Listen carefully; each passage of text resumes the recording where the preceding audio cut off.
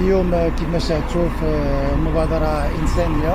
نادي الرجاء الرياضي يرسل قافلة من المساعدات الطبية واللوجستيكية والغذائية كذلك. كل الحاجيات اللي يقدروا يحتاجوها الإخوان ديالنا في إقليم الحوز. منخرطي النادي والمكتب المديري نادي الرجاء الرياضي يعني كل يوم هو يساهم يعني في هذه المبادرة الإنسانية. ونتمنى على ان يعني الاخوان ديالنا اللي كاينين تما المصابين يعني ولا الناس اللي محتاجه المساعده يعني تكون يعني يكونوا فينا شويه غير واحد المساعده قليله في اتجاه الناس.